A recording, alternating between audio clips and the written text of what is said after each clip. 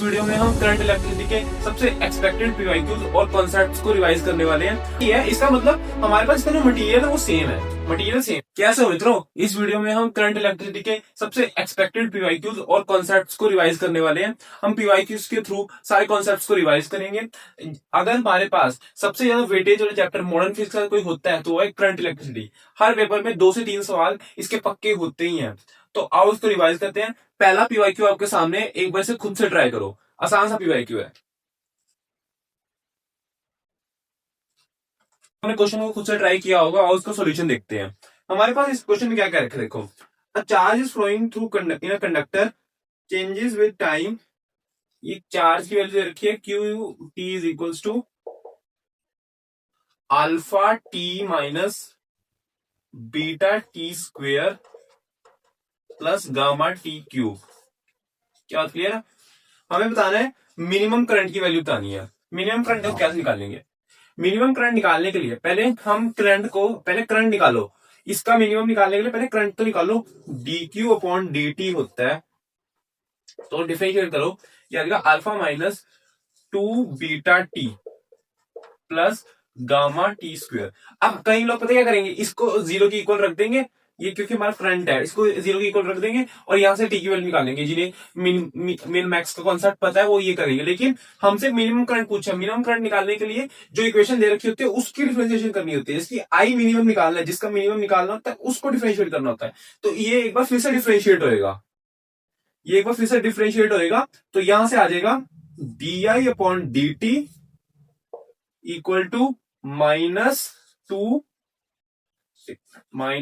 Beta plus 2 gamma T. और यहां के साथ में आगे 3 भी आएगा। सॉरी, ये 3 भी आएगा।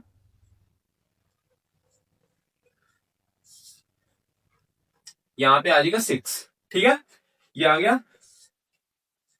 अब यहां से टी की वैल्यू निकालो। टी आ जाएगा बीटा अपॉन 3 गामा। इसको हमें आई मिनिमम निकालना है। टी इस वैल्यू के लिए आई मिनिमम होगा, तो आई की वैल्यू रखो। आई में टी की वैल्यू रखो alpha minus 2 beta upon 3 gamma plus 3 gamma T square कितना है, beta square upon 9 gamma square. क्या बात क्लियर है? ये आ जाएगा alpha minus 2/3 beta square upon gamma plus gamma से गामा कैंसल, 3 से 9 कैंसल। ये आ जाएगा beta square upon 3 gamma. Calculation संभाल लेना जरा। हाँ ठीक है, ये आ जाएगा अल्फा। अब ये दोनों माइनस हो सकते हैं, तो ये आ जाएगा alpha minus beta square upon 3 gamma. ऐसा ये हमारी आई मिनिमम की वैल्यू है। क्या बात क्लियर है? ऐसा कोई ऑप्शन है हमारे पास? Alpha minus beta square upon 3 gamma. D option हमारा सही है। डी ऑप्शन सही है। एक बार इसे नोट कर लो, फिर अगले पे चलते हैं। एक और आसान सा क्वेश्चन आपके सामने, एक बार से खुद से ट्राई करो।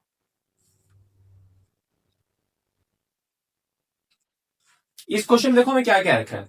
हमारे पास इस क्वेश्चन में क्या रखा है, रेजिस्टेंस ऑफ वायर इज, एक वायर है जिसकी रेजिस्टेंस है 5 ohm. If new resistance is in ohm if stretched to 5 times. ये स्ट्रेच हुई है। एक वायर है जो पहले मान लो इतनी लेंथ की थी, ये एल लेंथ की थी मान लो। अब इसे स्ट्रेच करके, इसको स्ट्रेच कर दिया हमने 5 टाइम्स इस ओरिजिनल लेंथ, यानी 5 एल तक कर दिया। इसकी न्यू रेजिस्टेंस कितनी होगी? देखो, हमें कहा गया हमने इसे स्ट्रेच किया है। इसका मतलब हमारे पास इसका जो मटेरियल है वो सेम है, मटेरियल सेम है। तो अगर स्ट्रेच कर रहे हैं तो कहीं ना कहीं इसका एरिया कम हो जाएगा। ये कॉन्सेप्ट याद रखना। R is equal to rho L by A होता है। ये सबको बात पता है, लेकिन हो सकता है कि इसको ये ना पता हो एल अपॉन एल ऐसे मल्टीप्लाई डिवाइड करूंगा, rho L square upon V, क्योंकि ए इंटू एल वॉल्यूम होता है। अब हमारा रिलेशन आ जाएगा। अब यहां से आ गया, अब वॉल्यूम कांस्टेंट है, रो कांस्टेंट है जब जब स्ट्रेच हो रहा है, हमने कुछ नया मटेरियल ऐड नहीं किया, तो यहां से R is directly proportional to L square आ गया। एक minute, R is directly proportional to L square आ गया। ये कॉन्सेप्ट भूलना मत, इस पे हर साल सवाल आता ही आता है, किसी ना हो सकता है आपके पेपर में इसका सवाल आ जाए, इसलिए इस कॉन्सेप्ट को भूलना मत। तो अगर ये बात सही है तो मैं लिख सकता हूं आर, यार एक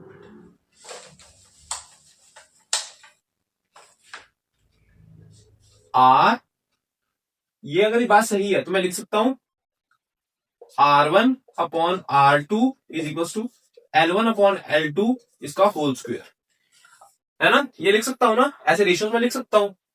तो यहां से आ जाएगा R1 क्या था, पहले वाला रेजिस्टेंस वो है 5 ओम्स, और R2 हमारा आर न्यू है जो हमने निकालना है।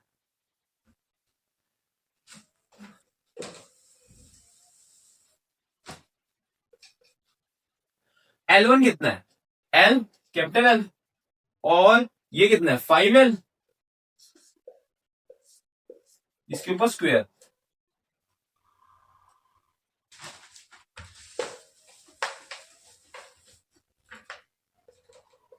L अपॉन 5L का स्क्वायर, ठीक है। L से L कैंसल, आर न्यू देख यहां से कैलकुलेट करो कितना आएगा, देखो 5 का स्क्वायर होता है 25, 25 इंटू 5 125 ओम्स, क्या लिखता हूं, आर हमारा आ रहा है 125 ओम्स, ठीक है, आर न्यू। ऐसा कोई ऑप्शन है, देखें जरा, सी ऑप्शन, सी ऑप्शन हमारा करेक्ट, नोट कर लो। अगला क्वेश्चन आपके सामने, एक बार से खुद से ट्राई करो। हमें क्या कह रहे थे, देखो ये हमारे पास एक इक्विवेलेंट रेजिस्टेंस का क्वेश्चन है। ये बेसिकली हमारे पास नॉर्मल इक्विवेलेंट रेजिस्टेंस के क्वेश्चन होते हैं उससे थोड़ा सा अलग है। Equal resistance between adjacent corners of the regular N sided polygon of uniform wire of resistance R is adjacent corners, ठीक है। तो अगर हमारे पास मान लो मैं एक एन साइडेड पॉलीगन ले लेता हूं,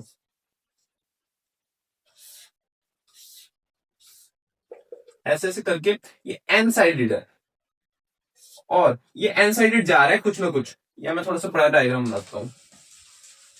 हम्म, हम्म, ये मान लो ये मैं एन साइडेड पॉलीगन बना रहा हूं, ये एन साइडेड जा रहा है, अब कितनी भी इसकी साइड्स हो सकती है। अब ये मान लो ये ए ले लो और ये बी ले लो, हमारे पास क्या रखा है कि इस दोनों इसके अबाउट इक्वल रेजिस्टेंस बतानी है, इक्वल रेजिस्टेंस बतानी है, एन साइडेड है।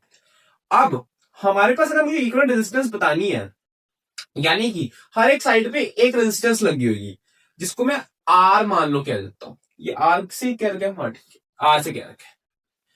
अब आर से अगर मैं एक रेजिस्टेंस को आर कह रहा हूं, है यहां से करंट गया है और यहां पे वापस आ गया, तो हम कह सकते हैं ए और बी के अबाउट है। तो मान लो अगर मैं इस वाली साइड को हटा दूं तो कितनी साइड बची, ये साइड जितनी होंगी ये होंगी n-1 साइड, और ये एक साइड होगी, एक साइड होगी। तो n-1 ये सारी सीरीज में लगी हुई है, ये सारी सीरीज में लगी हुई है, तो सीरीज में लगी हुई है, तो इसको मैं थोड़ा सा सिंप्लीफाई करके कह सकता हूं, इसको मैं अगर सिंप्लीफाई कर दूं तो मैं कह सकता हूं अगर ये सीरीज में है सारी, तो ये n-1 आर है, और अगर ये एक ही रेजिस्टेंस यहां पे लगी है तो ये आर है। क्या बात क्लियर है, ये ए और बी के अबाउट ही है अभी, क्या बात क्लियर है।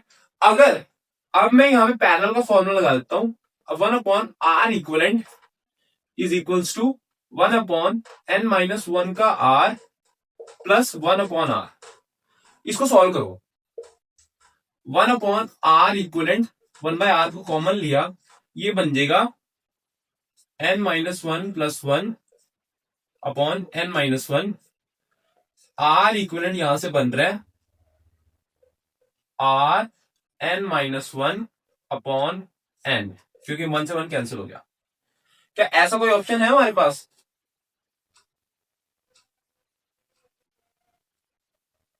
D option, D option correct है, इसे नोट कर लो। अगला क्वेश्चन आपके सामने, एक बार खुद से ट्राई करो।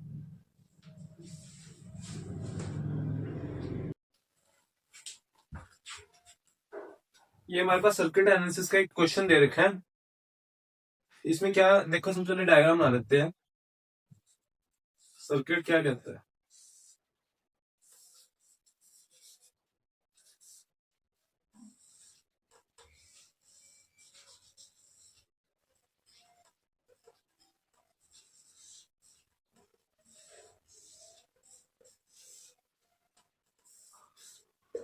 ये 2 volt, I1, I1, I3, 2 ohms, 1 ohm, 1 ohm, ये हो गया I2, ये हो गया 5 वोल्ट, ये हो गया 1 ohm, ये हो गया 2 ohms। हो गया क्या? शायद हो गया ये सारी चीजें। ठीक, तो हमसे क्या पूछा गया है? हमें ये हमारे पास सर्किट एनालिसिस का एक सिंपल सा क्वेश्चन है। मैंने हमारे पास टाइम बचाने के लिए यहाँ पे डायग्राम बना दी है। देखो, इसमें हमने क्या निकालना है? I1 निकालना है। देखो कैसे निकालेंगे। I1 निकालने के लिए सबसे पहले देखो, सबसे पहले मेरे दिमाग में क्या आएगा, यहाँ पे कुछ कुछ मेरे पास बैटरीज और रेजिस्टर्स दे रखे हैं। तो सबसे पहले मैं नोडल एनालिसिस लगाने की कोशिश करता हूँ। नोडल एनालिसिस लगाने के लिए मैं एक जगह को 0 मान रहा हूँ। ये 2 हो गया, ये 2 हो गया। अब हमारे पास मैंने I1 निकालना है। तो देखो, इस जगह को x मान लेते हैं, यहाँ पे x मान लेते हैं। ये y हो गया, ये y हो गया, ये y हो गया। अब यहाँ पे दो, हमारे पास यहाँ पे दो वेरिएबल्स लेने पड़ेंगे। बात ठीक है। अब अगर मैं यहाँ पे सबसे पहले इस वाले पॉइंट पे अगर मैं लिख रहा हूं नोडल एनालिसिस की इक्वेशन, तो मैं देखो क्या करूंगा, x-2 अपॉन 1। और देखो, जब मैं आगे बढ़ूंगा ये वाली जगह x+5 हो जाएगी। तो x+5 माइनस y अपॉन 1 हो जाएगा, plus x-0/1 equal to 0।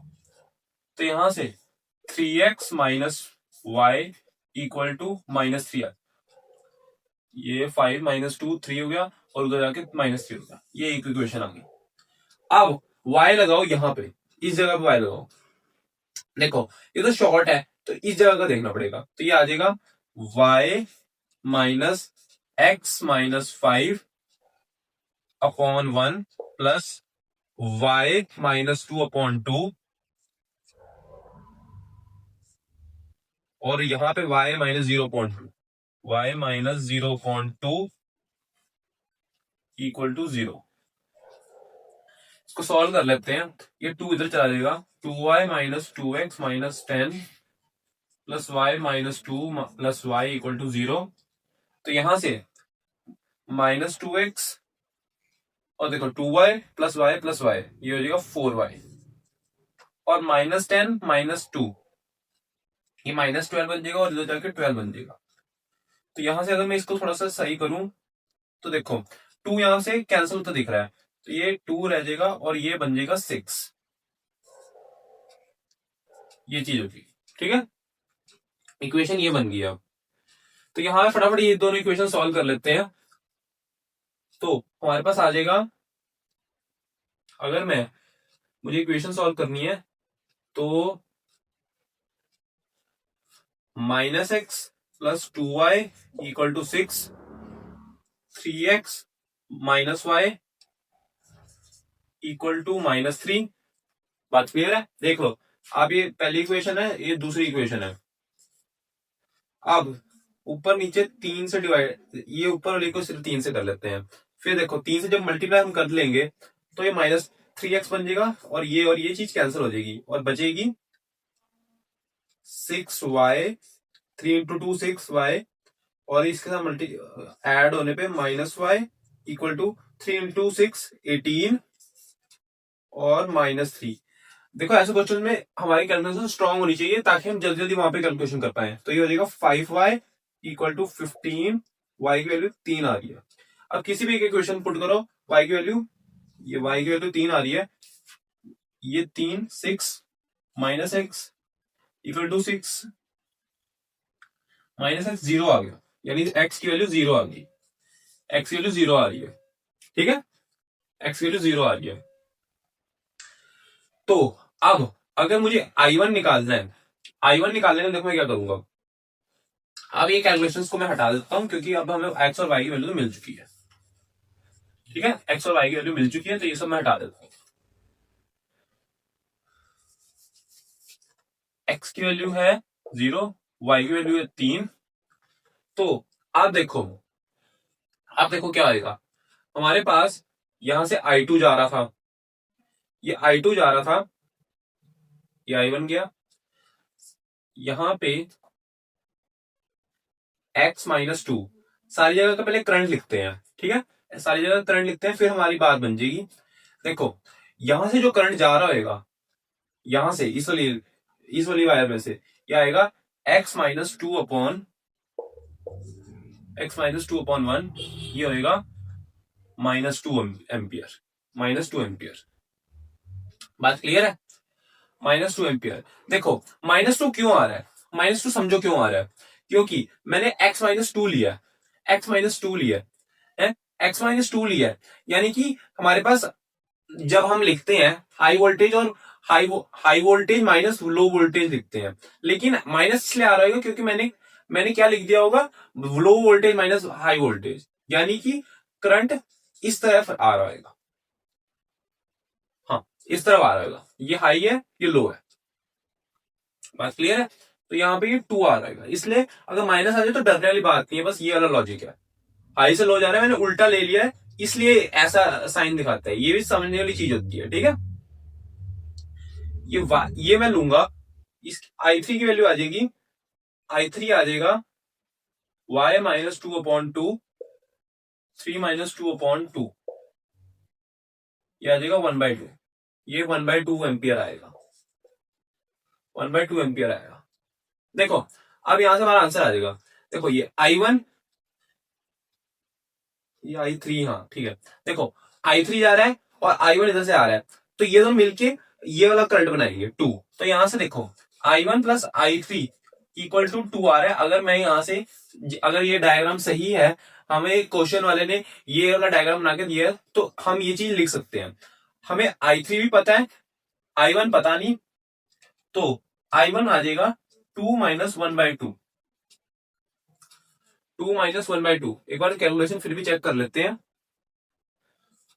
y तो 3 ही है, 3 - 2, ठीक है, 2 - 2 4, ये हो 4 - 2 3/2, यानी कि 1.5 एम्पियर।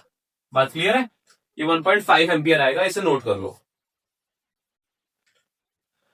एक बार फिर भी चेक कर लेते हैं कि I1 ही निकालना था ना, ठीक है, I1 निकालना था, जो कि हमारा कितना आ रहा है 1.5 एम्पियर, इसे नोट कर लो। अभी के लिए बस इतना ही, अगली वीडियो में हम अगला इंपॉर्टेंट टॉपिक डिस्कस करेंगे। होप सो इस पार्ट पे आपको चीजें क्लियर होंगी, कॉन्सेप्ट क्लियर होंगे। अगर टॉपिक क्लियर हुआ है तो वीडियो को लाइक कर देना, चैनल सब्सक्राइब कर देना। Okay, thank you.